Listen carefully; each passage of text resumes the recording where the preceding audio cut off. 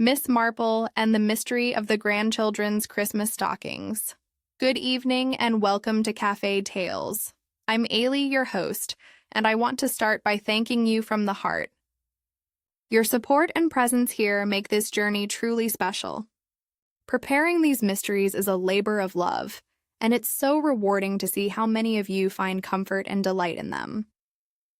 Our cozy community keeps growing, and that's thanks to you. If you'd like to help us share even more timeless stories, please remember to subscribe.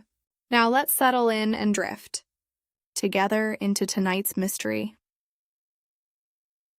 Chapter 1. Stockings on the Mantle. The morning of Christmas Day in 1954 dawned crisp and bright over the village of St. Mary Mead.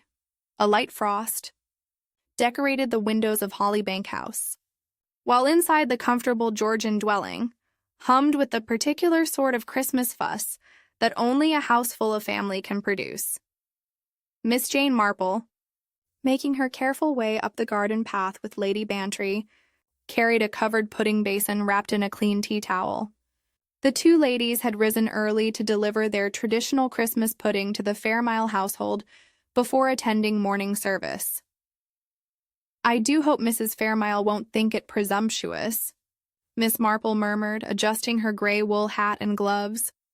"But one does like to contribute something to a family Christmas, and Mrs. Fairmile has been so very kind about the church flowers." "Nonsense, Jane," replied Lady Bantry with characteristic briskness. "The Fairs will be delighted. Besides, your Christmas puddings are legendary in these parts." The front door of Hollybank House opened before they could ring, revealing Mrs. Fairmile herself. She was a quiet, gentle woman in her early 60s, with soft gray hair arranged in neat waves and kind blue eyes that seemed perpetually worried about something. "Miss Marple? Lady Bantry, how very thoughtful of you both." Mrs. Fairmile's voice held genuine warmth as she ushered them into the hall. "Do come in out of the cold. We're just finishing breakfast, but I know Edward would love to see you both." The hall was festooned with holly and ivy, and the scent of Christmas dinner already wafted from the kitchen regions. Voices and laughter echoed from the breakfast room, punctuated by the higher tones of excited children. "The grandchildren are here?" "I take it?" Miss Marple inquired with a gentle smile. "Oh, yes. Toby and Jenny arrived yesterday evening with Charles and Ruth. They're beside themselves with excitement about Father Christmas." "Of course." Mrs. Fairmile led them toward the breakfast room, then paused. "Though I'm afraid Edward has been rather serious this morning. He's announced he wishes to have a family talk after church service, something about altering his will for the grandchildren's security." Miss Marple noted the slight tremor in Mrs. Fairmile's voice. In her long experience, family discussions about wills rarely proceeded smoothly, particularly not on Christmas Day. They entered a bright, cheerful breakfast room, where the Fairmile family was gathered around a mahogany table, laden with the remains of a substantial breakfast. Edward Fairmile, a precise man in his late 60s with steel-gray hair and shrewd eyes, rose courteously from his chair at the head of the table. "Miss Marple, Lady Bantry, what a pleasant surprise on this Christmas morning." His son Charles, a man in his early 30s with his father's features but a more easygoing manner, waved cheerfully from his seat. "Merry Christmas, ladies. Perfect timing. We were just about to adjourn to the study to admire the children's stockings." Beside him sat his wife Ruth, an attractive woman with carefully styled blonde hair and fashionable clothes that spoke of London shops rather than country tailors. She smiled at the visitors, though Miss Marple thought she detected a certain tension around her eyes. "The stockings are quite magnificent this year," Ruth said with what seemed like slightly forced brightness. "Nanny Pratt and I laid them out last night, didn't we, Nanny?" The children's nurse, a brisk woman in her 40s with iron-gray hair and a no-nonsense manner, nodded approvingly. "Indeed we did, Mrs. Charles. Everything properly arranged for Father Christmas to see." 8-year-old Toby Fairmile could barely contain his excitement. "Grandfather, may we go and look at them now, please?" Jenny's been waiting ever so patiently. His 6-year-old sister, Jenny, nodded solemnly, her dark curls bouncing. "I have been very good, Grandfather." "Nanny says so." Edward Fairmile's stern expression softened as he regarded his grandchildren. "Very well, then. Let us all adjourn to the study. Miss Marple, Lady Bantry, perhaps you would care to see our Christmas preparations." They moved in a small procession to Edward's study, a comfortable room lined with leather-bound volumes and dominated by a large mahogany desk. A cheerful fire crackled in the grate, and above the mantelpiece hung bright red worsted stockings from brass hooks. The stockings bore the names Toby and Jenny, embroidered in white chain-stitch, and they bulged promisingly with mysterious contents. "Oh, how perfectly lovely!" exclaimed Lady Bantry. "Such beautiful embroidery work." "Ruth did the names," Mrs. Fairmile said quietly. "She has such neat fingers for that sort of work." Miss Marple approached the fireplace with interest, her sharp eyes taking in every detail. The brass hooks gleamed against the dark wood of the mantel, and she noticed that one of them, the one supporting Toby's stocking, had a faint shine at its bend, as if it had been rubbed or handled recently. "Such substantial stockings," she observed mildly. "They seem quite heavy for children's stockings." "Oranges and nuts," Mrs. Fairmile replied with a fond smile. "The traditional things, you know. Though I confess we may have been rather generous this year." Ruth laughed, though the sound seemed a shade too bright to Miss Marple's experienced ear. "The children have been so good, haven't you, darlings? They deserve a proper Christmas stocking." Young Toby was practically dancing with anticipation. "May we open them now, Grandfather, please?" "After church service, my boy," Edward Fairmile said firmly, "and after our family discussion. There are important matters to be settled, and Christmas Day seems as appropriate a time as any for securing your future welfare." A brief silence fell over the room. Miss Marple, whose long experience had taught her to notice such things, observed that Ruth Fairmile's hands clenched slightly at her sides, while Charles looked distinctly uncomfortable. "Well, then," Mrs. Fairmile said with determined cheerfulness, "shall we have some coffee before we must dress for church? Miss Marple, you must try some of Cook's mince pies. She's outdone herself this year." As they moved back toward the morning room, Miss Marple lingered for just a moment by the fireplace. Something about the scene nagged at her. Perhaps it was the way that brass hook caught the light, or the unusual heaviness of young Toby's stocking. In her long experience, she had learned that the smallest details often prove the most significant.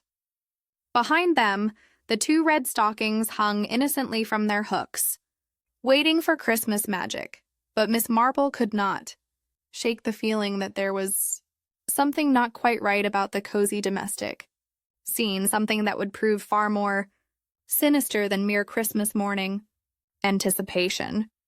She followed the others from the room, but her mind remained fixed on those innocent-looking Christmas stockings and the faint shine on that bent brass hook. Chapter 2. A Fall After Church. The service at St. Mary Mead Church had run longer than usual, Canon Clement having chosen Christmas morning to deliver one of his more elaborate sermons on the theme of family devotion and Christian charity. Miss Marple, seated in her customary pew with Lady Bantry, had noticed that the Fairmile family appeared somewhat strained throughout the proceedings. Ruth Fairmile had sat rigidly upright, her gloved hands clasped tightly in her lap, while Charles had fidgeted with his prayer book in a manner most unlike his usual easy demeanor. Even the children seemed subdued, perhaps sensing the undercurrent of tension that seemed to emanate from the adult members of their party. Edward Fairmile himself had appeared preoccupied, his responses to the liturgy perfunctory, and his attention seemingly focused on matters far removed from the Christmas service. More than once, Miss Marple had observed him consulting his pocket watch with the air of a man anxious to conclude pressing business. As the congregation filed out into the crisp December air, exchanging Christmas greetings on the church steps, Edward had been notably brusque in his social obligations. "Yes, yes, very good service indeed," he had replied to the vicar's seasonal pleasantries. "Now, if you'll excuse us, Canon, we have family matters to attend to at home." The walk back to Hollybank House had been accomplished in relative silence, broken only by young Jenny's questions about when they might be permitted to investigate their Christmas stockings, and Toby's increasingly urgent request for reassurance that Father Christmas had indeed visited during their absence at church. "Patience, children," Nanny Pratt said firmly. "These things must be done in proper order. Your grandfather has important business to discuss first." Miss Marple and Lady Bantry, having been cordially invited to return for Christmas sherry, had followed the family back to the house. The winter sun was beginning to cast longer shadows across the frosted garden, and Miss Marple estimated the time to be approaching 12. Upon their return to Hollybank House, the party had naturally dispersed. Mrs. Fairmile had gone to the kitchen to consult with cook about the timing of Christmas dinner, while Nanny Pratt had taken the children upstairs to tidy themselves after the walk from church. Charles and Ruth had retreated to the morning room, where the sound of their voices suggested a conversation of some intensity, though conducted in carefully modulated tones. Edward Fairmile had announced his intention to spend a few minutes in his study, reviewing some papers before the proposed family conference. "Important to have all the details properly arranged," he had said, directing his remarks primarily to his son. "We shall meet in the study at 1 o'clock precisely. I trust that will allow sufficient time for everyone to compose themselves." Miss Marple and Lady Bantry had been established in the drawing-room with glasses of excellent cherry brandy and a plate of cook's famous mince pies. The room overlooked the garden, and Lady Bantry had been commenting on the beauty of the frost-covered rose bushes when the first sounds of distress reached them.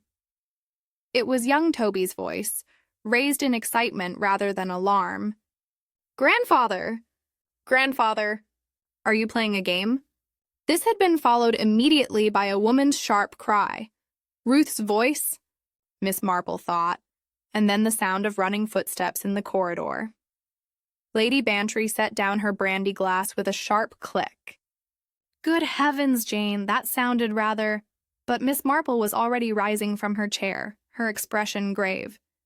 In her long experience, cries of that particular quality rarely indicated anything as innocent as Christmas games. They reached the study, to find Charles Fairmile kneeling beside his father's prone form on the hearthrug.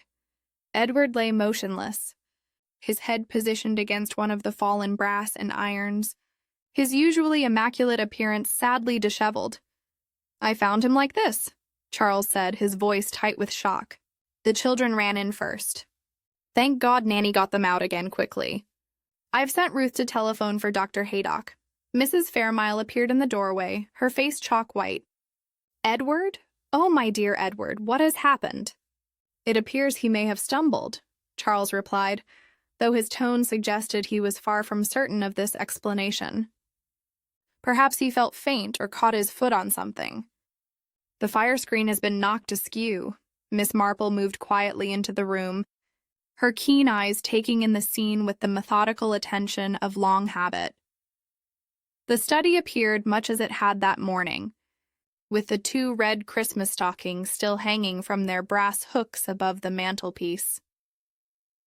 The fire in the grate had burned low, casting a dim glow over the scene, and the window remained firmly shut against the December cold.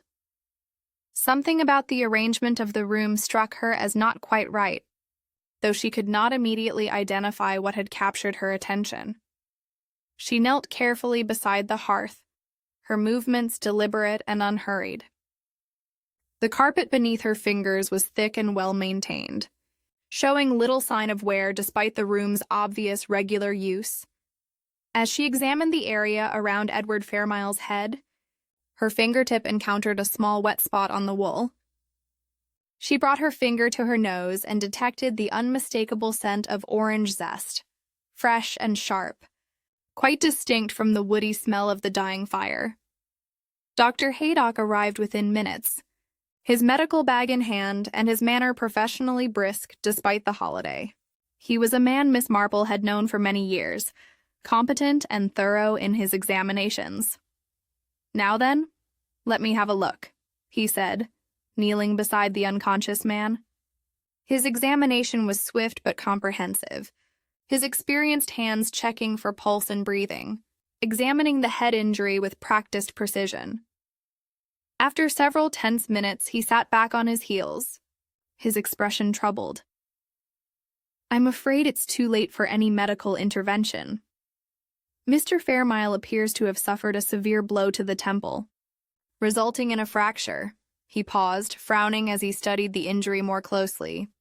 "However, the pattern of bruising is rather curious.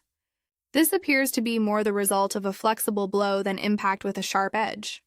If he had struck the andiron in falling, I would expect to see different marks entirely." Inspector Slack arrived shortly thereafter, summoned by Dr. Haydock's telephone call. He was a man of solid build and conventional thinking, inclined to accept the most obvious explanation for any given situation. "Straightforward enough," he declared after a cursory examination of the scene. Elderly gentleman probably felt dizzy, took a tumble against the fireplace fittings.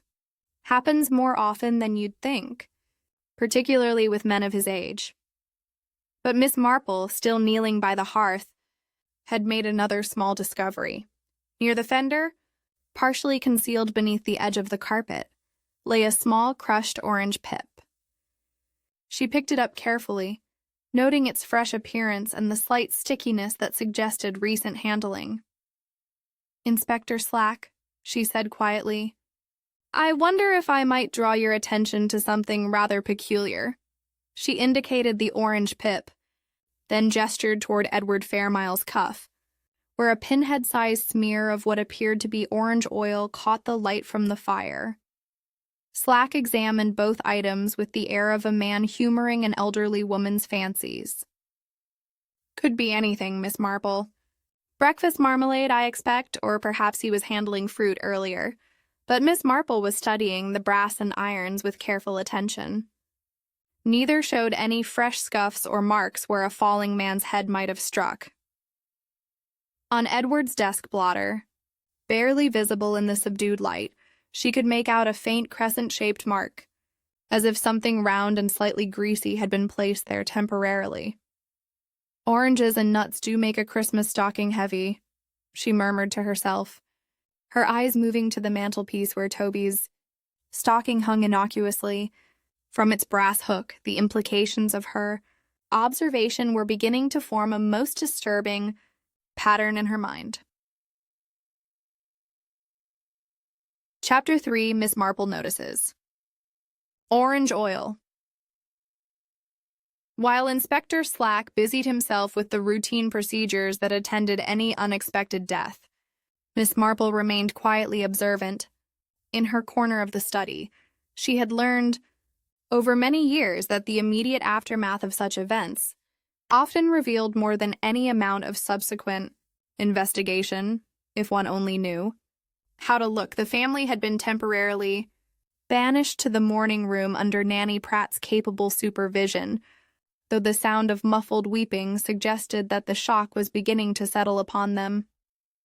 Mrs. Fairmile's quiet sobs formed a counterpoint to Ruth's more dramatic expressions of distress, while Charles could be heard pacing the floor and muttering under his breath.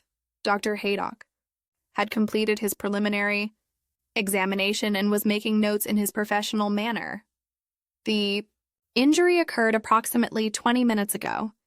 I should estimate," he told Inspector Slack, "certainly no more than half an hour. The bleeding has stopped, but the bruising pattern continues to puzzle me." "How so?" Slack inquired, though his tone suggested he considered medical puzzles somewhat irrelevant to the straightforward business of recording an accidental death. Well, you see here, Dr. Haydock indicated the area around the temple wound. The bruising is diffuse rather than concentrated. When someone strikes a hard fixed object like an andiron, the damage is typically localized and severe at the point of impact. This appears more consistent with a blow from something that could distribute the force over a wider area. Miss Marple approached the desk where Edward Fairmile had presumably been working before his fatal accident. The leather-bound blotter showed the usual accumulation of ink stains and pen marks that characterized a businessman's workspace. But her attention was drawn to that curious, crescent-shaped mark she had noticed earlier. The mark was faint but distinct. When viewed from the correct angle, a semicircular impression that appeared slightly greasy to the touch. The size and shape suggested something roughly spherical had been placed upon the blotter, something that had left behind a trace of oil or moisture. "Inspector Slack," she said gently, "I wonder if you would be so kind as to examine this mark upon Mr. Fairmile's blotter." Slack approached with his customary air of tolerant skepticism. "Looks like a coffee cup ring to me, Miss Marple. Nothing unusual in that, surely." "Perhaps," she replied thoughtfully, "though I notice no coffee service in the room and the mark appears rather fresh. Also observe the size. Rather small for a coffee cup, wouldn't you say? More the size of—" She paused, allowing her gaze to drift meaningfully toward the Christmas stockings hanging above the mantelpiece. "More the size of an orange." "Perhaps," Lady Bantry, who had been maintaining a tactful silence near the window, now approached with interest. "Jane, surely you're not suggesting—" "I'm merely observing—" "My dear Dolly, the evidence of our senses, properly interpreted, often tells us more than we might initially suppose." Miss Marple moved to the fireplace and knelt once again beside the spot where Edward Fairmile had fallen. The orange pip she had discovered earlier lay where she had placed it on the mantelpiece, and she now examined the surrounding area with renewed attention. The coal scuttle stood undisturbed in its accustomed place, showing no signs of having been knocked over or displaced during any struggle or fall. The brass fender displayed its usual high polish, unmarked by any impact that might have resulted from a man's collapse. Most telling of all, the andirons themselves bore no fresh scratches or marks. Upon their surfaces, Miss Marple had observed enough domestic accidents over the years to know that a heavy man falling against brass fittings would inevitably leave some trace of the impact. "Dr. Haydock," she said, rising carefully from her examination of the hearth, "could you be so good as to look once more at Mr. Fairmile's head wound? I should be most grateful for your professional opinion on the angle of the injury." The doctor approached willingly enough, his scientific curiosity evidently aroused by the unusual nature of the case. After a moment's study, he nodded thoughtfully. The blow came from the left side, striking at a slight downward angle.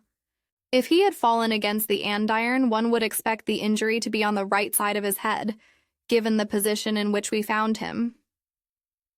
"Most interesting," Miss Marple murmured. "And would you say the force required to inflict such an injury would be considerable?" "Not necessarily. A relatively moderate blow, if delivered with the right sort of implement, could certainly produce this result.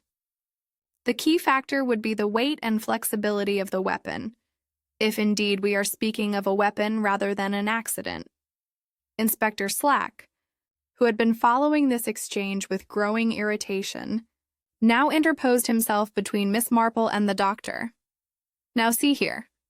Miss Marple, Dr. Haydock, I appreciate your interest in the medical details, but we mustn't let our imaginations run away with us. This is clearly a simple case of accidental death. The gentleman felt unwell, perhaps dizzy from the warmth of the fire, stumbled and struck his head. It happens every day." "Indeed it does," Miss Marple agreed mildly. "Though I confess I remain curious about these traces of orange oil. They appear in 3 distinct locations, upon Mr. Fairmile's cuff, upon the carpet near his head, and now this mark upon his desk blotter. An unusual distribution for breakfast marmalade, don't you think? She moved to the window ostensibly to examine the latch, but actually to observe the family group in the morning room through the connecting doorway. Ruth Fairmile was dabbing at her eyes with a lace handkerchief, while her husband stood beside her chair in an attitude of protective concern.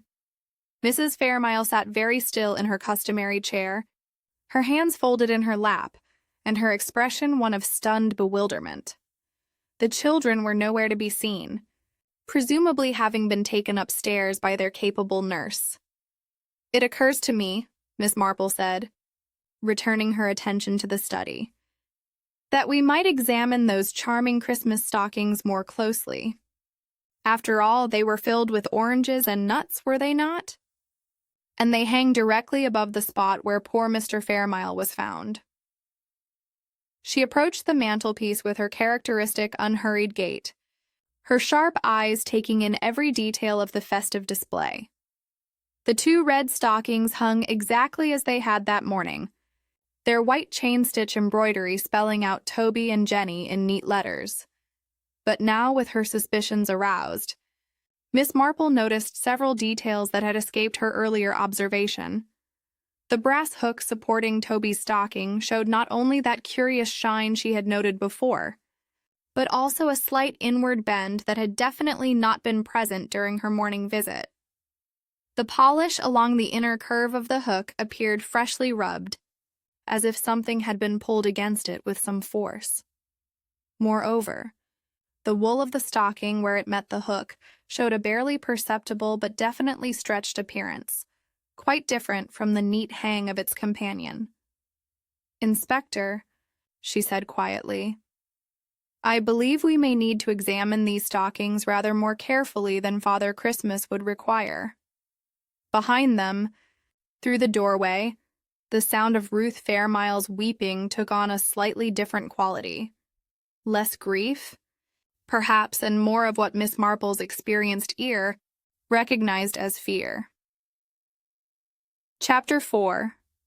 The Hook Bent Inward. Miss Marple's suggestion that the Christmas stockings required closer examination was met with the sort of polite skepticism that Inspector Slack reserved for what he considered the fanciful theories of amateur investigators.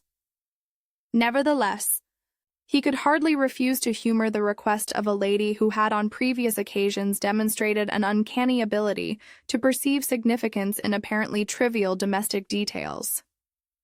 "Very well, Miss Marple," he said with barely concealed impatience, "though I fail to see what Father Christmas's handiwork could possibly tell us about an unfortunate accident." "Actually, Inspector," Dr. Haydock said, "given the unusual nature of the head injury, any examination that might shed light on the circumstances would seem worthwhile." Miss Marple approached the mantelpiece with the measured steps of someone conducting a careful scientific investigation. The afternoon light, filtering through the study's tall windows, fell obliquely across the brass fittings and revealed details that might otherwise have remained hidden. "If you would be so good as to observe this hook," she said, indicating the brass fitting that supported young Toby's stocking, "you will notice that it has been bent slightly inward from its original position." She gestured toward the companion hook, which held Jenny's stocking in perfect alignment. The difference once pointed out was unmistakable. While Jenny's hook maintained its original curve in a graceful arc away from the mantel, Toby's hook showed a definite inward deflection at its tip. "Furthermore," Miss Marple continued, producing her small magnifying glass from her handbag, "the brass shows evidence of recent rubbing along this inner curve. See how the polish has been disturbed, leaving these faint scratches in the metal." Inspector Slack leaned forward reluctantly, and even he could see the fine lines that scored the brass surface. "Could have happened at any time," he muttered. "Children's stockings, after all, bound to get knocked about." "Indeed," Miss Marple agreed pleasantly, "though I observed these same hooks this morning, and I can assure you that both were then in perfect condition. The damage, if we may call it that, has occurred within the past few hours. She turned her attention to the stockings themselves, examining them with the thoroughness of a seamstress inspecting her work. Behind the small name cards that had been pinned to identify each stocking, she discovered something that made her pause thoughtfully. "Most curious," she murmured, adjusting her spectacles for a clearer view. "Dr. Haydock, your eyes are sharper than mine.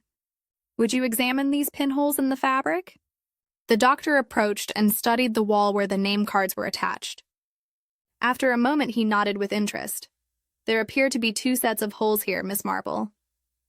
The current pins go through one set, but there are additional punctures that don't align with the present arrangement." "Precisely my observation. It would appear that these name cards have been removed and repositioned at some point. Notice also how the cards themselves show evidence of being handled recently. The edges are slightly bent, and there are what appear to be pencil marks beneath the ink lettering." Lady Bantry, who had been following these discoveries with growing fascination, now joined the examination. "Good heavens, Jane, you're quite right. If you hold the card to the light, you can make out ghost marks underneath the present writing."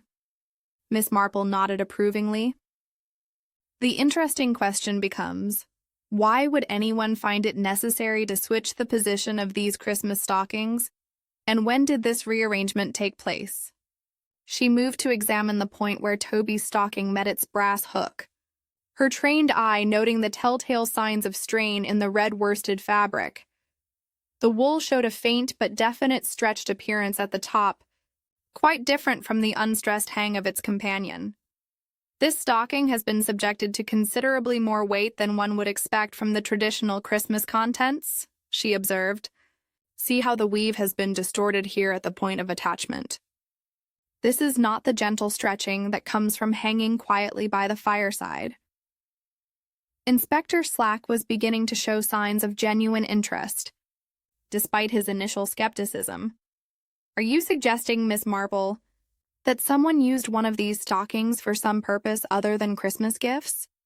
"I am suggesting, Inspector, that the evidence before us indicates these stockings have been disturbed, rearranged, and subjected to unusual stress since they were originally hung. The question we must ask ourselves is, what sequence of events could have produced such a pattern of disturbance?" She paused in her examination, her gaze moving thoughtfully between the stockings and the spot on the hearth where Edward Fairmail had been found. The distance was perhaps 4 feet, easily within reach of someone standing by the fireplace. "Dr. Haydock," she said suddenly, "you mentioned that the head injury suggested a blow from a flexible weapon rather than a fixed object. What sort of implement might produce such an injury pattern?" The doctor considered the question carefully. "Something with sufficient weight to deliver a meaningful blow, but with enough flexibility to distribute the impact over a wider area than a rigid weapon would. A sandbag might produce such an effect. Or perhaps a cloth bag filled with heavy objects such as oranges and nuts? Possibly, yes. The round shape of oranges would create a somewhat flexible striking surface, while their weight would provide the necessary force." Miss Marple returned her attention to Toby's stocking, examining the fabric with renewed purpose. She lifted the wool carefully and found what she was looking for at the very top, where the stocking had been gathered around the brass hook. "Here," she said quietly, "are the traces I expected to find." Using her magnifying glass, she indicated several fine threads that had been pulled and distorted in the red wool. The damage was subtle but unmistakable to her experienced eye, the kind of stress marks that would result from the stocking being gripped tightly and swung with considerable force. "Moreover," she continued, "if you examine this area closely, you will observe several small fibers of black material caught in the wool. This would be consistent with the stocking being grasped by means of some sort of black ribbon or cord."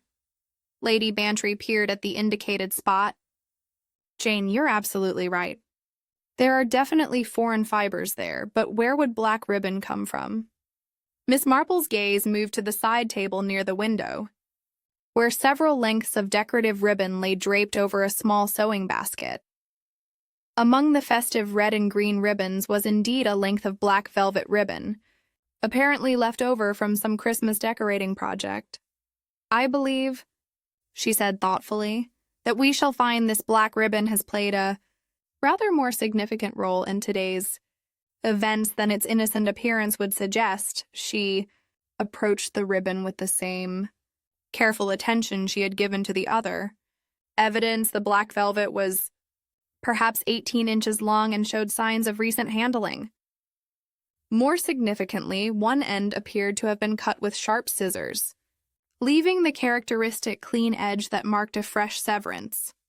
"Inspector Slack," she said, her voice taking on a more serious tone, "I believe we must consider the possibility that poor Mr. Fairmile's death was not the result of an accidental fall. The evidence suggests a rather more deliberate sequence of events."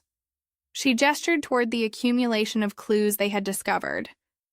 The bent hook, the repositioned name cards, the stressed wool of the stocking, the traces of orange oil, and now the black ribbon with its freshly cut end. Someone, she continued, removed the contents from young Toby's stocking, used the stocking itself as an improvised weapon, and then attempted to restore the original arrangement to conceal the evidence of their actions. The bent hook, the stretched fabric, and the repositioned name cards all testify to the sequence of events. The room fell silent as the implications of her theory settled upon the small group. Outside, the December afternoon was drawing toward dusk, and the cheerful Christmas sounds from the kitchen seemed suddenly incongruous with the grim reality that was emerging in Edward Fairmile's study. Inspector Slack cleared his throat uncomfortably. "Miss Marple, if your theory is correct, we're dealing with murder, not accident." "I'm afraid," Miss Marple replied gravely, "that is precisely what the evidence suggests." Chapter 5. Soot in the Welt. The gravity of Miss Marple's conclusion had settled over the study like a winter fog, chilling the atmosphere more thoroughly than the December air beyond the windows. Inspector Slack, faced with the transformation of what he had assumed to be a straightforward accidental death into a case of deliberate murder, found himself regarding the innocent-looking Christmas stockings with considerably more attention than he had previously bestowed upon them. "If we are indeed dealing with murder," he said slowly, "then we must examine every aspect of this room with the utmost care. Miss Marple, your observations have been most illuminating. But I confess I should like to understand exactly how a Christmas stocking could serve as a murder weapon." "The principle is quite simple, Inspector," Miss Marple replied, her tone taking on the patient quality of a schoolmistress explaining a difficult concept. "A stocking filled with heavy, rounded objects becomes, in effect, a flexible club. The fabric distributes the weight while the contents provide the necessary force. Moreover, such a weapon leaves no obvious traces, as it appears to be merely a harmless Christmas decoration." Dr. Haydock nodded thoughtfully. "The injury pattern would indeed be consistent with such an implement. The diffuse bruising, the lack of sharp edges in the wound. Yes, it explains what puzzled me about the medical evidence." Miss Marple approached Toby's stocking once more, her movements deliberate and methodical. "With your permission, Inspector, I should like to examine the interior of this stocking. There may be additional evidence concealed within the fabric itself." Slack nodded his consent, and Miss Marple carefully lifted the red worsted stocking from its hook. The weight was immediately apparent, considerably heavier than one would expect from a child's Christmas gifts, even generous ones. She turned down the top welt of the stocking with the practiced fingers of someone accustomed to examining needlework in minute detail. Within the folded fabric, almost invisible against the red wool, she discovered traces of fine black soot. Most interesting, she murmured, producing her magnifying glass once again. There is soot within this fold, along with what appear to be 2 tiny fibers of black velvet ribbon. Lady Bantry leaned closer to observe. Soot, Jane? How on earth would soot get inside a Christmas stocking? An excellent question, my dear Dolly. Soot suggests proximity to the fireplace, does it not? If this stocking was swung as a weapon, it might very well have passed close enough to the grate to collect such traces. Miss Marple continued her examination, her trained eye catching details that others might have overlooked. On the side table where the decorative ribbons lay, she noticed that the black velvet ribbon bore several minute traces of red wool fiber, suggesting recent contact with the stocking. Inspector, she said, indicating the ribbon. You will observe that this ribbon has been in close contact with the red wool of the stocking. The fibers have transferred from one to the other, creating a clear connection between these 2 items. She moved to examine Mrs. Fairmile's work basket, which sat nearby on a small occasional table. The basket contained the usual assortment of sewing supplies, needles, threads, scissors, and several items in various stages of repair. Among these domestic articles, Miss Marple found something that made her pause with particular interest. There were 2 stockings in the basket, both showing evidence of recent mending work. One bore the neat, even stitches that characterize professional needlework, while the other displayed a different technique entirely. How fascinating, she observed, lifting the stockings for closer inspection.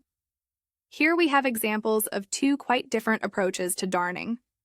This one, she indicated the first stocking, shows the characteristic herringbone pattern that marks the work of a trained seamstress or nurse. The stitches are perfectly even and executed with considerable skill. She held up the second stocking, which bore young Toby's name embroidered at the top. This one, however, displays a lattice darn of quite different character. The tension is irregular, and the technique suggests someone less experienced in such work, but someone who has pulled the threads rather tighter than necessary. Dr. Haydock, who had been following these observations with growing interest, now stepped forward. You seem to be suggesting that different people have worked on these stockings, Miss Marple. Indeed I am, Doctor. Moreover, the tight tension in this particular darn suggests that the fabric was under some strain when the repair was made, as if the stocking had been twisted or stretched in some way before the mending was undertaken. Miss Marple returned her attention to the black ribbon, examining it now with particular focus on the cut ends. The severing had been done with very sharp scissors, creating a clean, precise edge, quite different from the frayed appearance that would result from tearing or cutting with a duller blade. The scissors used to cut this ribbon were of exceptional sharpness, she noted. This suggests either professional dressmaking shears, or perhaps the sort of small, precise scissors that a lady might carry for manicure purposes. Lady Bantry, who had been observing these investigations with fascination, now contributed an observation of her own. Jane, I couldn't help but notice at church this morning that Mrs. Charles Fairmile had a small pair of gold scissors hanging from her chatelaine. They appeared to be quite sharp. I saw her use them to trim a loose thread from her coat. Most observant, my dear Dolly, Miss Marple replied. Such details often prove more significant than they initially appear. Inspector Slack, who had been making notes throughout this examination, now looked up with a frown. Miss Marple, all of this is very interesting, but it seems to me we're building a case on remarkably slender evidence. A few fibers, some soot, irregular darning. These things could have innocent explanations. Quite true, Inspector, Miss Marple agreed mildly. Taken individually, each piece of evidence might indeed have an innocent explanation. However, when viewed as a pattern, they begin to tell a rather different story. She moved to the window, ostensibly to take advantage of the better light, but actually to observe the family group still gathered in the morning room. Through the connecting doorway, She could see that the initial shock was beginning to give way to other emotions. Ruth Fairmile had ceased her weeping, and now sat with a curious stillness, her hands clasped tightly in her lap. Charles paced the room with barely contained agitation, while Mrs. Fairmile remained in her chair, her face bearing an expression of stunned bewilderment that seemed entirely genuine. "There is another aspect to consider," Miss Marple said, returning her attention to the study. "The question of opportunity. Who had access to this room, to these stockings, and to the various implements that our investigation has revealed?" She gestured toward the black ribbon, the scissors that must have cut it, and the stockings themselves. Someone with detailed knowledge of the household routine, someone who understood the significance of the planned family meeting, someone who had both the opportunity and the motive to prevent that meeting from taking place. Dr. Haydock nodded slowly. "The timing does seem significant. Mr. Fairmile was found dead just before he was scheduled to hold his family conference about altering his will." "Precisely, Doctor. And if someone wished to prevent that alteration from taking place, they would need to act swiftly and decisively. The method chosen, using a Christmas stocking as an improvised weapon, suggests both desperation and a certain domestic cunning." Inspector Slack closed his notebook with a decisive snap. "Very well, Miss Marple. Your reasoning is compelling. I'll grant you that. But if we're dealing with murder, we need to establish not just method and opportunity, but motive as well. Who among this household would benefit from Edward Fairmile's death?" Miss Marple's expression grew thoughtful as she considered the question. "That, Inspector, is precisely what we must determine. Though I suspect the answer lies not so much in who would benefit from Mr. Fairmile's death, but rather in who would suffer from the changes he intended to make to his will." The implications of her observation hung in the air like the smoke from the dying fire, casting long shadows across the room, where Christmas joy had been so thoroughly extinguished by human greed and desperation. Chapter 6. Potato for a Naughty Boy. The question of motive had introduced a new dimension to the investigation, one that would require delicate handling given the family nature of the crime. Miss Marple understood that Inspector Slack, despite his growing acceptance of her deductions, would need to approach such matters with considerable tact. "Perhaps," she suggested diplomatically, "we might begin by examining the physical evidence more thoroughly before we concern ourselves with the more personal aspects of the case. There may be additional clues that have not yet come to light." Inspector Slack nodded gratefully, clearly relieved to postpone what promised to be an uncomfortable interrogation of the bereaved family. "Quite right, Miss Marple. We should be thorough in our examination of the scene." Miss Marple moved toward the door of the study, her keen eyes taking in details that might have escaped notice during the initial shock of discovery. "I wonder if we might extend our investigation to include the kitchen regions of the house. In my experience, kitchens often harbor evidence that proves relevant to domestic mysteries." Dr. Haydock looked puzzled. "The kitchen, Miss Marple? I confess I don't see the connection." "Christmas dinner preparations," she replied with a gentle smile. "If our theory about the Christmas stockings is correct, then certain traditional items might have been displaced from their usual locations. Oranges, for instance, or nuts, the sort of things that make Christmas stockings heavy, and would serve admirably as the contents of an improvised weapon." Lady Bantry's eyes lit with understanding. "Of course, Jane. If someone emptied the stocking to use it as a weapon, they would need to dispose of the contents somehow." They made their way toward the kitchen, where the sounds and scents of Christmas dinner preparation continued despite the tragedy that had befallen the household. Cook, a stout woman with flour-dusted hands and a worried expression, looked up from her work as they entered. "Oh, "Inspector Miss Marple," she said, bobbing a curtsy. "Such a terrible thing to happen on Christmas Day. Poor Mr. Fairmile, and him looking forward so to his family gathering." "Indeed. A most tragic occurrence," Miss Marple replied sympathetically. "I wonder if I might trouble you with a few questions about your morning's work. Cook, we're trying to understand the exact sequence of events." Cook wiped her hands on her apron, clearly eager to be helpful. "Of course, miss, though I'm sure I don't know what I could tell you that would be of any use." Miss Marple's attention had been drawn to the scullery, visible through an open doorway. On the wooden draining board sat a bowl containing several peeled potatoes, obviously prepared for the Christmas feast.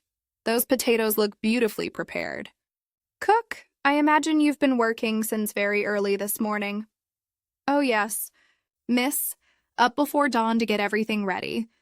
The potatoes were done last night, though, all peeled and trimmed, ready for the roasting pan." Miss Marple approached the bowl with interest, her trained eye immediately noting something unusual about one of the prepared vegetables. Among the smooth, evenly shaped potatoes sat one that bore a small cross-shaped cut on one side. "This particular potato seems to have been marked in some way," she observed, lifting it carefully from the bowl. "A rather precise cut, I should say." Cook looked embarrassed. "Oh, that one's meant for the goose, miss. We always put a potato inside the bird. Helps with the cooking, you see. I mark it so as not to mix it up with the others." "Most practical," Miss Marple agreed, though her attention had already moved to the ash pail that stood beside the kitchen range. Among the usual collection of vegetable peelings and kitchen refuse, she spotted something that made her pause. "Cook, might I examine your ash pail? I promise not to disturb your kitchen arrangements unnecessarily." With Cook's permission, Miss Marple carefully examined the contents of the refuse container. Among the potato peelings, she discovered a slice of peel that bore an unusual characteristic. Embedded in the brown skin was a single red wool fiber, quite distinct from the usual kitchen debris. "Most interesting," she murmured, extracting the peel fragment with careful fingers. "This would appear to have come into contact with red woolen material at some point." Lady Bantry, who had been following these discoveries with growing excitement, now leaned closer. "Jane, surely that's from one of the Christmas stockings."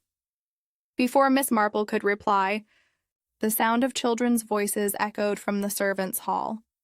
Young Toby and Jenny, having been kept away from the tragic scene in the study, had apparently been allowed into the kitchen regions under Nanny Pratt's supervision.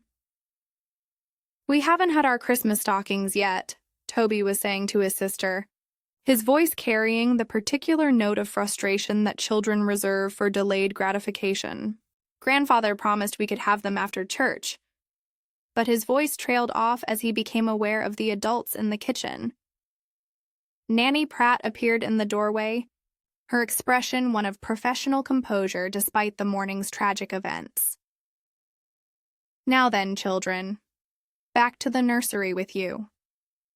This is no place for little ones when there's serious business being conducted." But Miss Marple had noticed something in young Toby's demeanor that suggested he might have information relevant to their investigation. "Just a moment. Nanny Pratt, if you would be so kind. Master Toby, I wonder if you might tell us about your Christmas stocking this morning. Did you perhaps have an opportunity to examine it before the unfortunate events occurred?" Toby looked uncertainly at his nurse, then back at Miss Marple. "Well, I did peek, just a tiny bit. I couldn't help myself. It felt so wonderfully heavy." "And what did you discover in your peek?" Miss Marple asked gently, her tone carefully encouraging rather than interrogating. "There was a horrid potato right at the very toe," Toby said with obvious distaste. "I thought Father Christmas had made a terrible mistake," Jenny said. "Perhaps it was because I hadn't been perfectly good all year. Like coal for naughty boys, but with potatoes instead." Jenny nodded solemnly. "Nanny says Father Christmas leaves coal for naughty children, but a potato seemed much worse somehow." Miss Marple exchanged a meaningful glance with Inspector Slack. "And what happened to this potato? Master Toby?" "It wasn't there when I looked again later," Toby replied, "after we came back from church. I mean, I was going to show Mama, but it had vanished." Jenny said Father Christmas must have realized his mistake and taken it away again. Ruth Fairmile's voice suddenly cut through the conversation from the doorway, sharp with barely controlled tension. "Toby, come away from there at once. This is no time for childish chatter about Christmas presents." She had appeared with startling suddenness, her earlier composure replaced by a brittle agitation that seemed quite disproportionate to the situation. Her eyes darted nervously between Miss Marple and her son, as if calculating what the boy might have revealed. "Really? Such questions are hardly appropriate at a time like this," Ruth continued, her voice rising slightly. "The children have been through quite enough upset for one day, without being subjected to interrogation about their Christmas. Stockings," Miss Marple observed Ruth's reaction, with the careful attention she had learned to apply to such moments of revealing stress. The woman's hands were trembling slightly, and there was a quality to her objection that suggested something more than maternal protection. "Of course, Mrs. Fairmile," Miss Marple replied soothingly. "We certainly don't wish to distress the children further, though I confess their observations about the Christmas stockings have proved rather illuminating." Ruth's face paled at these words, and she quickly gathered her children to her with perhaps more force than the situation warranted. "Come along, both of you. Nanny, please take them upstairs immediately." As the little group disappeared toward the main part of the house, Miss Marple turned thoughtfully to the potato she still held in her hand.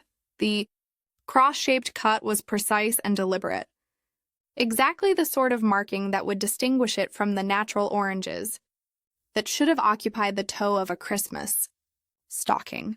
"A potato weighs much the same as an orange," she observed quietly to Inspector Slack, "but it leaves no telltale scent when handled.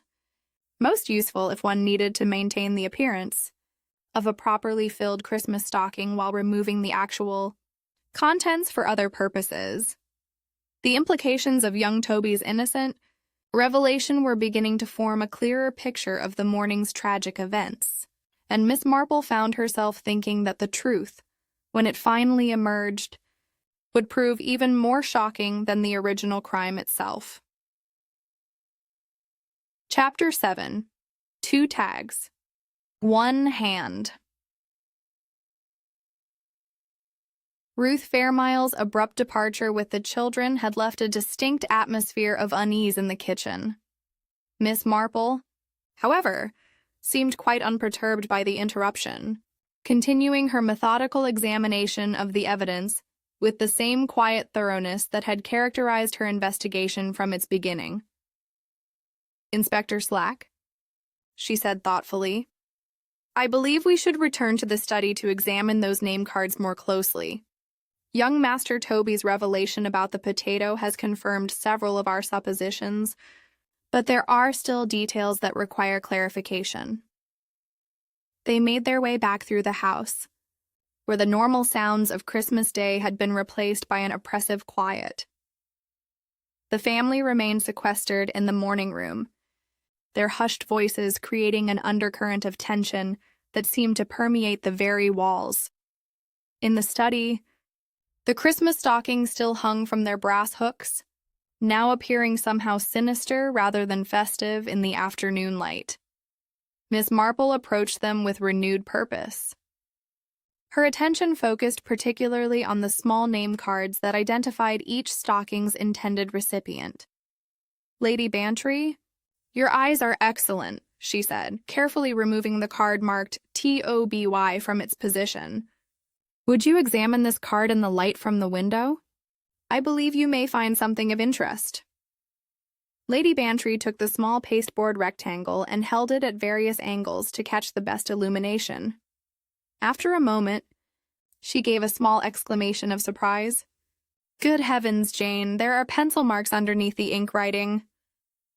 If you look very carefully, you can make out ghost letters beneath the current inscription. Miss Marple nodded with satisfaction. And what do those ghost letters spell, my dear? It appears to say Jenny underneath the Toby, Lady Bantry replied, studying the card intently. How very peculiar, indeed it is. And I suspect we shall find a similar situation with the companion card. Inspector Slack, now thoroughly engaged by these discoveries, carefully removed Jenny's name card for examination. Under close scrutiny, it too revealed the telltale traces of earlier writing. The same phenomenon, he confirmed grimly. This card originally bore the name Toby before being overwritten with Jenny. Miss Marple accepted both cards for her own examination, producing her magnifying glass to study the handwriting more closely. The ink lettering was executed in a neat, rounded script that spoke of careful penmanship training. The hand that wrote both sets of names is identical, she observed. Someone has deliberately switched the identification of these stockings, taking considerable care to make the change appear natural.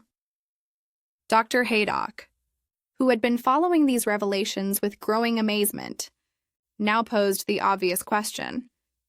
But why would anyone wish to switch the name cards? Surely it would make no practical difference which child received which stocking. Ah, but it would make a considerable difference if one stocking contained something other than Christmas gifts, Miss Marple replied. If, for instance, one stocking had been emptied of its contents to serve as a weapon, it would be necessary to ensure that the evidence was properly concealed afterward. She moved to examine the pins that secured the cards to the stockings, noting their condition with the same meticulous attention she had applied to every other detail. These pins show clear evidence of having been removed and reinserted, she observed. See how they've been bent slightly out of their original shape, and the holes in the wool fabric. There are definitely two sets indicating that the cards have been repositioned at least once. Lady Bantry was studying the handwriting on both cards with considerable interest. Jane, this penmanship looks familiar to me. I'm certain I've seen this particular style recently. Indeed. Where might you have encountered it, my dear? At church this morning, I happened to notice Mrs. Charles Fairmile writing something in her prayer book. A reminder about Christmas arrangements, I believe. The writing was quite distinctive, this same rounded, careful script. Most observant Dolly. And when might she have had the opportunity to make such alterations to these cards? Inspector Slack consulted his notebook where he had been recording the morning's timeline. According to the family's account, everyone scattered after returning from church. There was a period of perhaps 20 minutes when various members of the household were in different parts of the house. Precisely the window of opportunity that would have been required, Miss Marple agreed. Time enough to enter this study, make the necessary alterations to both the stockings and their identification, and restore the appearance of normality. She returned to examining the cards themselves, noting additional details that reinforced her theory. The edges of both cards showed signs of recent handling, slight creases in fingerprint, smudges that suggested they had been manipulated under some stress. The person who made these changes was working quickly and under considerable pressure, she observed. Notice how the ink has been applied rather more heavily than usual, as if the writer's hand was not entirely steady. Dr. Haydock was beginning to grasp the full implications of these discoveries. Miss Marple, are you suggesting that someone deliberately confused the identity of the stockings in order to conceal which one had been used as a weapon? That is precisely what I am suggesting, Doctor. By switching the name cards, the perpetrator hoped to direct suspicion away from the stocking that had actually been employed in the crime. She moved to the fireplace and stood, considering the two stockings with their switched identities. The late afternoon sun slanted through the windows, casting long shadows across the room and highlighting the domestic details that had become so sinister. There is, however, a flaw in this otherwise clever deception, she continued. The person who made these changes failed to account for the fact that children notice such things as the weight and contents of their Christmas stockings. Young Toby's discovery of the potato was the first crack in what was intended to be a perfect facade. Inspector Slack was making rapid notes. His earlier skepticism now completely replaced by professional interest. So we have evidence of premeditation. The careful switching of the card suggests this was not a crime of sudden passion, but a calculated act. I'm afraid the evidence points in that direction, Miss Marple agreed soberly. The killer not only planned the murder, but took considerable care to conceal the evidence afterward. The switching of the name cards was designed to confuse any investigation that might focus on the Christmas stockings. Lady Bantry shuddered slightly. To think that someone could commit murder on Christmas morning and then calmly rearrange the scene to hide their crime. It's almost more shocking than the murder itself.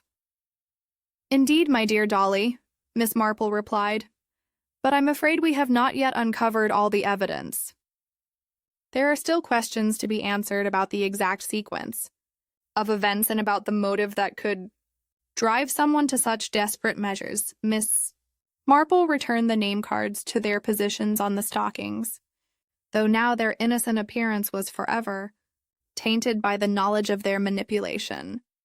The Christmas decorations that had seemed so cheerful that morning now appeared as props in a carefully staged deception. We must now consider, she said quietly, not only who had the opportunity to make these changes, but who possessed the knowledge and skill to execute such a plan. The handwriting, the careful timing, the domestic cunning required, all these factors will help us identify our culprit. The net of evidence was tightening around someone in the Fairmile household, and Miss Marple knew that the final revelation could not be long delayed. Chapter 8. A Toy in the Eye. Cupboard. The revelation about the switched name cards had added a new dimension of deliberate deception to the case. But Miss Marple sensed there were still pieces of the puzzle that remained hidden. Her long experience had taught her that in domestic mysteries, the most telling evidence often lies in the smallest departures from normal household routine. Inspector Slack, she said thoughtfully, I wonder if we might speak with Nanny Pratt. In my experience, children's nurses possess an encyclopedic knowledge of household arrangements, particularly those concerning their charges' welfare. Inspector Slack nodded approvingly. The practical wisdom of consulting the domestic staff had already proven valuable, and Nanny Pratt's professional demeanor suggested she would be a reliable witness. They found Nanny Pratt in the day nursery, attempting to maintain some semblance of Christmas normality for Toby and Jenny, despite the tragic events that had overtaken the household. The children were seated at a small table, listlessly playing with a puzzle, their earlier excitement about Christmas stockings thoroughly dampened by the adult tension surrounding them. Nanny Pratt, Miss Marple began gently. I hope you won't mind if we ask you a few questions about the morning's arrangements. Your observations could be most helpful in understanding what occurred. Nanny Pratt straightened in her chair with the dignity befitting her position. Of course, Miss Marple. I'll be happy to assist in any way possible, though I'm sure I don't know what I could tell you that would be of importance. We're particularly interested in the contents of the children's Christmas stockings, Miss Marple continued. I understand that you and Mrs. Fairmile arranged them yesterday evening. Indeed we did, miss. Mrs. Charles had purchased the gifts, and Mrs. Fairmile and I laid everything out properly.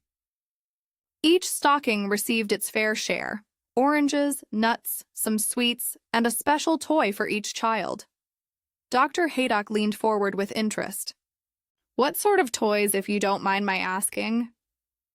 Master Toby was to receive a lovely tin locomotive. Quite substantial it was, and beautifully painted. Miss Jenny had a small doll with a china head and real hair. Both children had been particularly good this autumn, so their grandparents wished to be generous. Miss Marple's attention sharpened at this information. A substantial tin locomotive would indeed add considerable weight to a Christmas stocking. Exactly the sort of weight that would make such an item effective as an improvised weapon. This tin locomotive, she inquired carefully, would you say it was heavy enough to make young Toby's stocking noticeably heavier than his sister's? Oh, yes, miss, quite heavy it was. I remarked to Mrs. Fairmile that we'd need to ensure the brass hook was sturdy enough to support it. Inspector Slack consulted his notebook. And where would this locomotive be now, Nanny Pratt? Presumably still in Master Toby's stocking. A flush of embarrassment colored Nanny Pratt's cheeks. Well, no, Inspector. That's to say there was a change in the arrangements this morning. Miss Marple observed this reaction with keen interest. What sort of change, Nanny? Mrs. Fairmile asked me to remove the locomotive from Master Toby's stocking and put it aside until after the family meeting. She was concerned that the child might rattle it during breakfast and disturb his grandfather's concentration.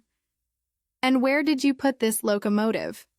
Nanny Pratt rose from her chair and moved to a large cupboard that stood against one wall of the nursery.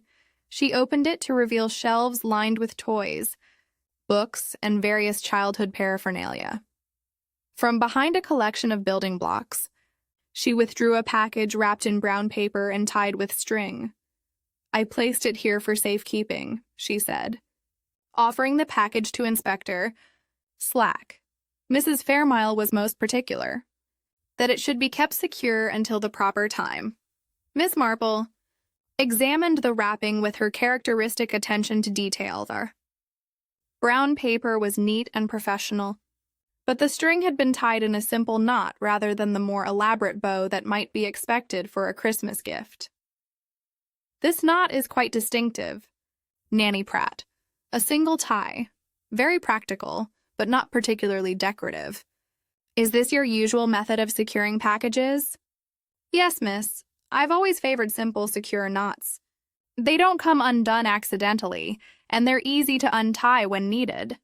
Miss Marple nodded approvingly, but her attention had been caught by something else entirely.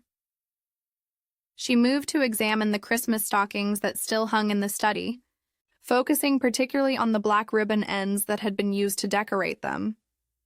Inspector, she said quietly, would you observe the way these ribbon ends have been cut? The scissor marks are quite distinctive. Inspector Slack followed her indication and studied the black velvet ribbons. The cuts were clean and precise, but they showed a characteristic pattern, a sharp, clean bite that created a distinctive V-shaped notch. Those are not the sort of marks that kitchen scissors would leave, Miss Marple observed. Nor would they result from the heavy shears that a seamstress might use. These cuts were made with very sharp, very precise scissors, the sort that might be carried by a lady for personal grooming purposes. Lady Bantry, who had been following this examination with growing comprehension, suddenly spoke up. Jane, I've just remembered something from this morning. At church, I noticed Mrs. Charles Fairmile using a small pair of gold scissors to trim a loose thread from her coat. They hung from a delicate chain at her waist, and they appeared to be exceptionally sharp. Most observant, my dear Dolly, Miss Marple replied. Such scissors would indeed leave exactly this type of cut mark. Miss Marple returned to Nanny Pratt, who had been watching these proceedings with obvious bewilderment. Nanny, when did Mrs. Fairmile ask you to remove the locomotive from Master Toby's stocking early this morning? Miss, just after we returned from church. She seemed quite agitated about it, saying that the family meeting was too important to have disrupted by children's toys. And did you think this request unusual? Nanny Pratt hesitated, clearly torn between loyalty to her employer and honesty about her observations. Well, miss, it did seem rather unnecessary. Master Toby is generally well behaved during adult conversations, and the locomotive was wrapped, so it wouldn't have made any noise. Miss Marple nodded thoughtfully. One more question, if you would be so kind. When you removed the locomotive, did you notice anything else unusual about the stocking? Any change in its weight or appearance? Now that you mention it, miss, the stocking did seem lighter than I expected, even after removing the toy. And there was something at the toe. Felt like a potato of all things. Quite odd for a Christmas stocking.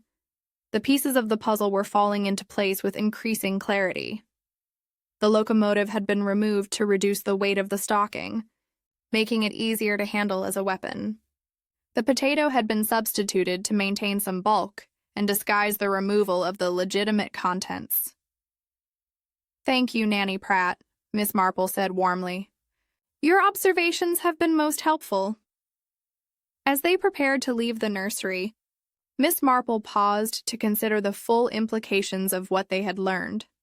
Someone had deliberately removed the heaviest item from Toby's stocking, arranged for its concealment, and then used the emptied stocking as a weapon. The careful planning and domestic knowledge required pointed increasingly toward someone within the family itself. The net was closing around the killer, and Miss Marple knew that the final confrontation could not be long delayed. Chapter 9. Footmark on the Fender. The evidence gathered from Nanny Pratt had provided crucial confirmation of Miss Marple's developing theory, but she knew that Inspector Slack would require more concrete proof before proceeding with what was clearly becoming a case of deliberate murder. The circumstantial evidence, while compelling, needed to be supported by physical traces that could withstand the scrutiny of a formal investigation. "Inspector," she said as they returned to the study, "I believe we should examine the brass fender more carefully. If someone stood by the fireplace to deliver the fatal blow, there may well be traces of their presence." The brass fender that surrounded the hearth had been polished to a high shine as befitted the meticulous housekeeping standards of Hollybank House. However, Miss Marple's experienced eye detected what appeared to be a faint scuff mark on the curved surface facing into the room. Lady Bantry, whose attention to fashion details had proven valuable throughout the investigation, knelt beside Miss Marple to examine the mark more closely. "Jane, that looks very much like the impression of a heel, and a rather distinctive one at that." The mark was indeed suggestive of a shoe heel, showing the characteristic pattern that resulted from contact with the polished brass. More significantly, the size and shape of the impression suggested a woman's court shoe rather than the heavier footwear that might be expected from a man. "The pattern is quite clear," Miss Marple observed, producing her magnifying glass once again. "See here, the distinctive ridged pattern that characterizes a particular style of heel construction. This is not the smooth sole of a house slipper, but the structured heel of outdoor footwear." Inspector Slack studied the impression with growing interest. "Can we determine anything about the size or style of shoe that made this mark?" Lady Bantry, whose extensive wardrobe had given her considerable expertise in matters of feminine footwear, examined the impression with professional attention. "I should estimate a size 5 or 6, Inspector, and definitely a court shoe style. The heel height appears to be approximately 2 inches, and the construction suggests good quality leather." Miss Marple nodded approvingly at her friend's assessment. "Most precise, my dear Dolly. And I notice that you have an excellent view of the lady's footwear from your position. Might you cast your mind back to this morning's church service and recall what shoes the various female members of the household were wearing?" Lady Bantry's eyes lit with understanding. Of course, Mrs. Fairmile Sr. was wearing her sensible black Oxfords, quite different from this impression. Nanny Pratt had on sturdy brown lace-ups, again, nothing like this pattern. She paused thoughtfully, clearly visualizing the morning's gathering. But Mrs. Charles Fairmile was wearing black patent court shoes with exactly this type of heel. I particularly noticed them because they were quite fashionable. London-made, I should guess, and rather more elegant than one typically sees in the country. Miss Marple received this information with satisfaction. though she was careful not to allow her expression to betray the significance she placed upon it. Most observant. As always, my dear Dolly, such details often prove more important than they initially appear. She moved to examine the positioning of the scuff mark relative to the spot where Edward Fairmile had been found. The geometry of the scene was becoming increasingly clear. Someone standing by the fender would have been in an ideal position to strike a blow at a man seated at his desk or rising from his chair. "Dr. Haydock," she said, "would you be so kind as to consider the angle of the head wound in relation to this position? If someone stood here by the fender, would the resulting blow be consistent with the injury you observed?" Dr. Haydock positioned himself by the fireplace and studied the angles involved. "Indeed it would, Miss Marple. The blow came from the left side at a downward angle, which would be exactly consistent with someone standing in this position and striking with their right hand or their left hand if they were naturally left-handed, and swinging the weapon from right to left," Miss Marple added quietly. "Left-handed, Miss Marple?" Inspector Slack looked up from his notebook with sharp interest. "That's quite specific. Do you have reason to believe our perpetrator was left-handed?" "The angle of the blow suggests it, Inspector. A right-handed person standing in this position would naturally deliver a blow from left to right, striking the right side of the victim's head. But the wound is on the left side, suggesting a right-to-left motion that would be natural to a left-handed assailant." Lady Bantry, following this reasoning with growing excitement, suddenly exclaimed, "Jane, Mrs. Charles Fairmile is left-handed. I noticed it particularly at church when she was writing in her prayer book." She held a pen in her left hand. "Most observant, my dear," Miss Marple replied gravely. "And we have already established that the handwriting on the switched name cards matches the style you observed at church." The accumulation of evidence was becoming overwhelming. The footprint on the fender, the left-handed angle of the blow, the handwriting on the name cards, the distinctive scissor cuts on the ribbons, all pointed toward the same conclusion. But Miss Marple knew that motive remained the crucial element that would transform suspicion into certainty. She moved to Edward Fairmile's desk, where she had noticed earlier a leather portfolio that appeared to contain important papers. "Inspector Slack," she said carefully, "I wonder if we might examine Mr. Fairmile's papers. If, as the family indicated, he intended to discuss changes to his will, there may be documents that shed light on the proposed alterations."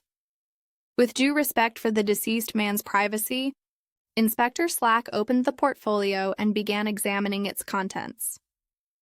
Among the usual business correspondence and household accounts, he discovered what appeared to be a draft of a legal document. "Here's something of interest," he said, extracting several handwritten pages. "It appears to be notes for a revised will, written in Mr. Fairmile's own hand." Miss Marple studied the document with careful attention. The provisions outlined therein painted a clear picture of Edward Fairmile's intentions for his grandchildren's future. "Most illuminating, Inspector. According to these notes, Mr. Fairmile intended to place control of the grandchildren's trust fund entirely in the hands of his wife and Nanny Pratt, with very specific instructions about strict economies and the avoidance of what he terms fashionable nonsense." Lady Bantry peered over her shoulder to read the relevant passages. "Good heavens, Jane. He intended to cut Mrs. Charles Fairmile out of any control over her own children's financial future. No wonder someone was desperate to prevent this meeting." "The motive was now as clear as the method," Miss Marple observed.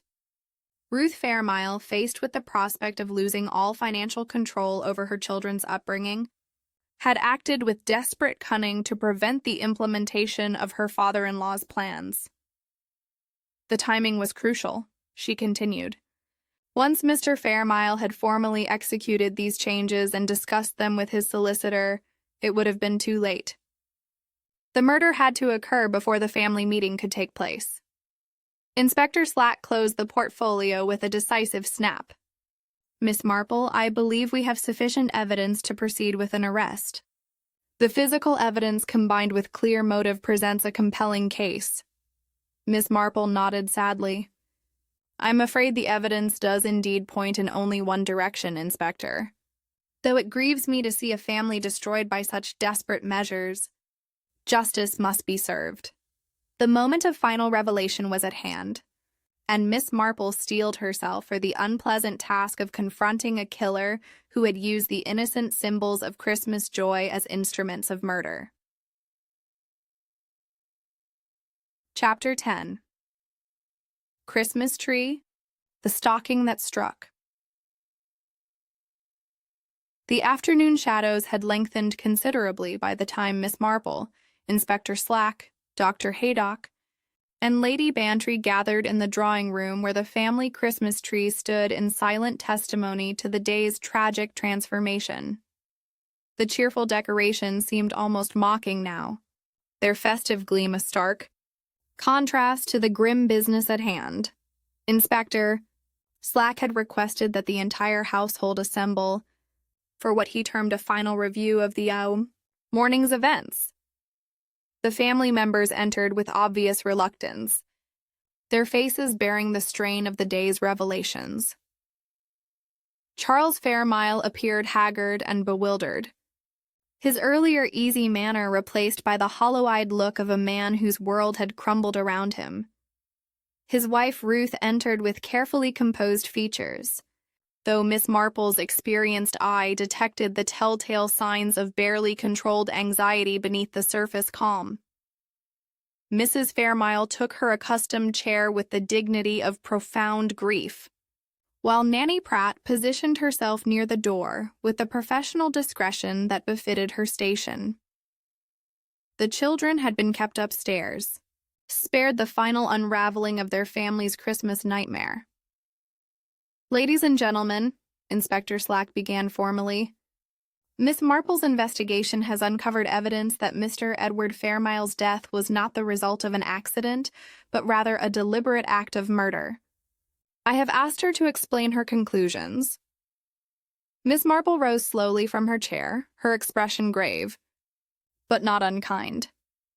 She understood the pain that her revelations would bring to this grieving family, but justice demanded that the truth be spoken. Shall endeavor to explain the sequence of events as clearly as possible. She began gently. The murder was committed using one of the children's Christmas stockings as an improvised weapon, filled as it was, with heavy oranges and nuts that created a flexible but deadly club. She moved to stand beside the Christmas tree, where the twinkling lights seemed to mock the solemnity of her words. The method was both ingenious and domestic in its conception. Young Toby's stocking, being the heavier of the two, was selected for the purpose. However, to make it more manageable as a weapon, the substantial tin locomotive was first removed and hidden in Nanny Pratt's cupboard. Nanny Pratt nodded reluctantly, her professional honesty compelling her to confirm this detail, despite her obvious distress. The killer then waited for the opportune moment when the family had dispersed after returning from church. With approximately 20 minutes of privacy, they entered the study where Mr. Fairmile was preparing for his family meeting. Miss Marple's voice remained steady and compassionate, though the horror of what she described cast a pall over the festive room. The stocking was seized by its black velvet ribbon, which had been tied with those characteristic sharp scissor cuts we observed. The weapon was swung with considerable force, striking Mr. Fairmile on the left temple and causing the fatal injury that Dr. Haydock so expertly identified. Dr. Haydock nodded gravely, his medical training lending authority to the reconstruction of events. After the blow was delivered, the killer faced the challenge of concealing the evidence. The stocking was returned to its hook, but not before certain alterations were made to disguise which stocking had been used as the weapon. Miss Marple gestured toward the mantelpiece, though the actual stockings remained in the study as evidence. The name cards were switched and rewritten to create confusion about which stocking had been involved. The pins holding these cards showed clear evidence of removal and replacement, while the cards themselves bore ghostly pencil marks beneath their current ink inscriptions. Ruth Fairmile's hands clenched in her lap, though she maintained her composure with admirable self-control. A potato was substituted for the missing locomotive to maintain the proper weight and appearance of a filled Christmas stocking. This potato was later discarded in the kitchen refuse, though not before leaving telltale traces of red wool fiber on its peel. Miss Marple paused, allowing the weight of evidence to settle upon her listeners before continuing with the most damning revelations. The physical evidence is quite conclusive. The brass hook supporting the weaponized stocking was bent inward by the force required to swing it, and showed fresh rubbing marks along its inner curve. The stocking itself displayed stretched fabric where it had been gripped and pulled. She turned to face Ruth Fairmile directly, her voice remaining gentle despite the terrible accusation she was about to make.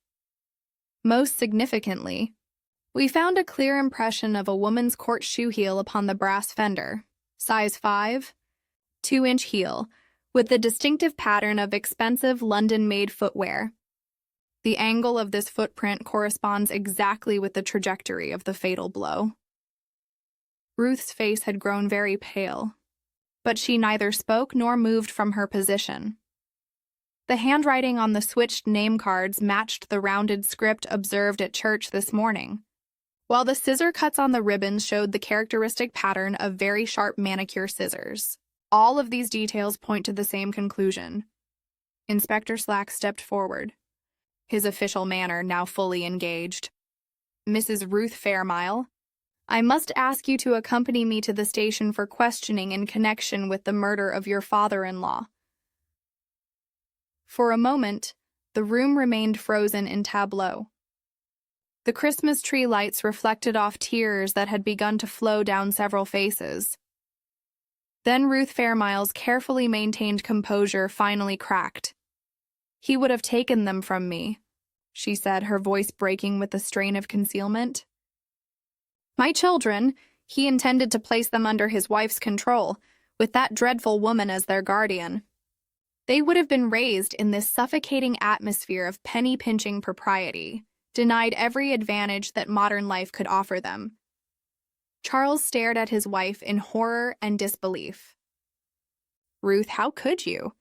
He was an old man, set in his ways perhaps, but he loved the children." "Loved them?" Ruth's voice rose with bitter anguish.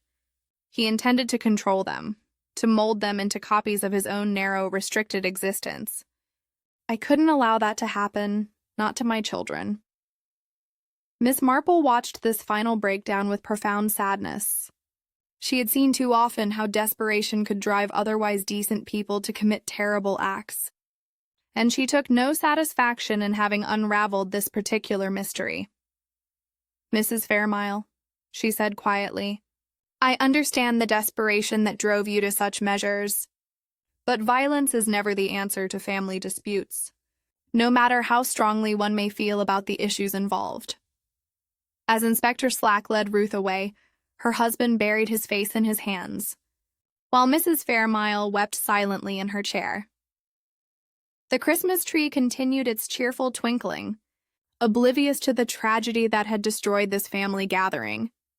Later, as Lady Bantry poured weak tea in the drawing room, she shook her head in dismay. "Children's stockings. Jane, of all the weapons one might imagine, Christmas stockings seem almost blasphemous." Miss Marple folded her knitting with practiced hands, her expression thoughtful. "Christmas is very domestic. My dear Dolly, when desperation strikes, people use whatever lies ready to hand. Oranges leave their telltale traces, stockings stretch under strain, and brass hooks remember the direction they were pulled."